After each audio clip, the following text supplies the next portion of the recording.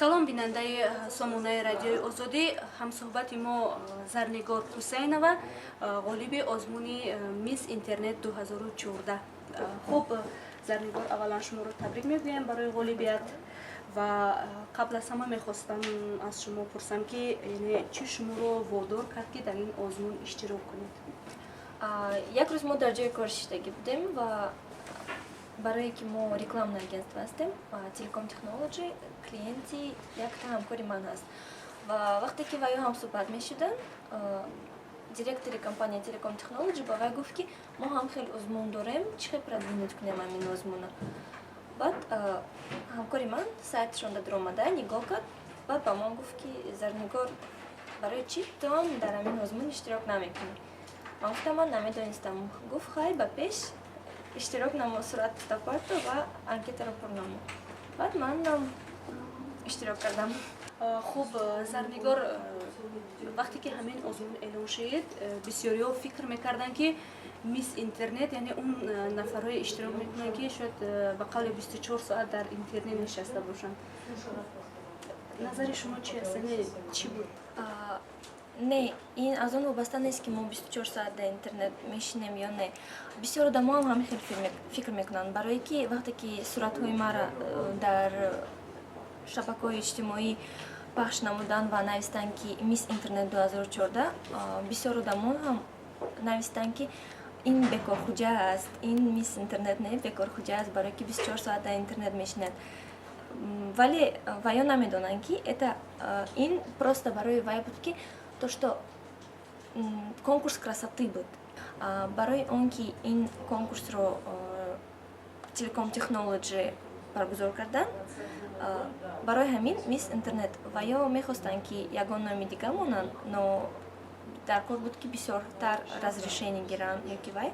Барои ҳамин то, что ваё интернет провайдер, барои ҳамин Мисс Интернет карданд. хуб, Зарнигор, шумо бовар доштед ки дар ҳамин озмун ғолиб мебароед? чун то ҷои маълумот дорем дар ин озмун наздики 50 нафар анкета равон карда буданд. 50 нафар не зиёдтар будану вақте ки моро ба конкурс вайрод карданд аз рӯи суратомон, мо аз байни ҳамон қадар одаме ки будем 12 нафар гузаштем. Ростан ман боварӣ надоштам ки ман ғолиб мешавам, барое ки ҳеҷ кар хафа карданиам нестам, лекин ман боварӣ доштам ки ин тағаббозӣ мешаваду ягон кас шиноси худашро пеш мекунад. Барои ҳамин он қадар ҳам боварӣ надоштам, гуфтам хай, с чем Бог не шутит. Барои ҳамон гуфтам хай, давайте попробуем.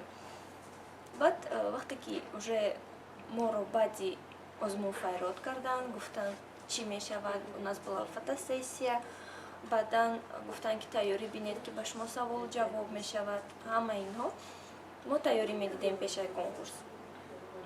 Вақте ки уже конкурс, фестиваль буд дар Хаят Редженси, ман бовар доштам ки духтараки номери 9 мебурад, Екатерина номаш.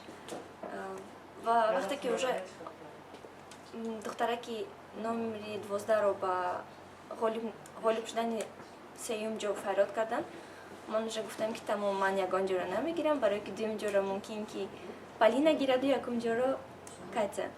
Уже чӣ хеле ки дилам монд. Баъд вақте ки дуюм ҷо файрод карданд, Полина гуфтанд, и ман уже точно боварим омад ки значит ман ҳамин хел гумон доштам ки Полина дуюм ҷоро мегирад. Полинаро файрод карданд, гуфтам тамом, уже Катя якум ҷоро мегирад ва уже дуртар шудам аз пешидар. Номери 9 Катя буд, номери 6 ман.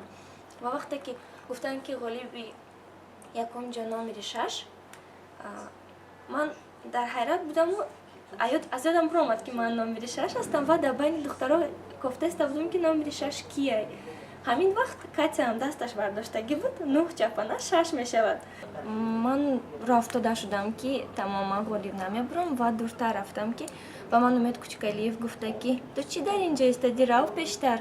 Мегӯм не, яки Умед истед намехоҳам. Гуфт ки ва мара тела кард ки ғолиб ту шудӣ. Ман ҳам хел дар ҳаяҷон мондам ки гуфтам ки ман? Гуфт ҳа ту. баъд да ёдам зад ки номери 6 ман ҳастам. баъд ба санабур омадам. Вақте ки ба ман сухан доданд, аз ҳаяҷони зиёд ман ягон суханам гуфта натонистам. зарнигор, мақсади шумо аз иштирок кардан дар ҳамин хел озмунҳо чӣ аст? барои худатон карьера сохтан мехоҳед ё ин ки умуман модел шудан мехоҳед? Чӣ аст ҳадаф аз иштирок? Рости гап, ман ягон бор фикрам намекардам ки ман мехоҳам модел шавам ё ки ягон чиз дигар. Вақте ки ягон бор маро дар дени раждения апам Хуршед Саторов дид, вай маро ба нишонаи либосҳои худ файрод кард ва ман модел шудам. Ман 3-4 бор дар ҳамин хел намоишҳо будам. Намоиши мод Азумет Кучкалиев, Хуршед Саторов. И ҳамхел не то чтобы карьера, просто любительски гӯем, да? шумо гуфтед ки қаблан дар ансамбли ҷаҳоноро ки рақс мекардед.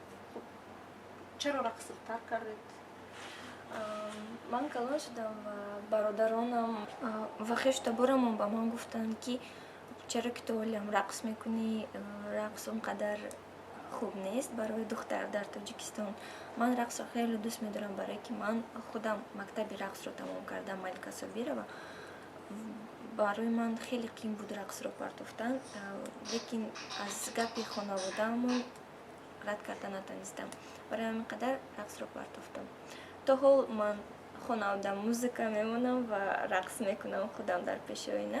ва ё ин ки ягон хел консертҳо мешаванд ки манро худамро танҳо файрод мекунанд, ман меравам рақс мекунам бо куҷо шуд меҳри ёри ман охир намедонам, чӣ сози бо баҳори ман охир намедонам. маро бубахш азизи ман, бимон дар канори ман. чӣ гуноҳе кардаям намедонам.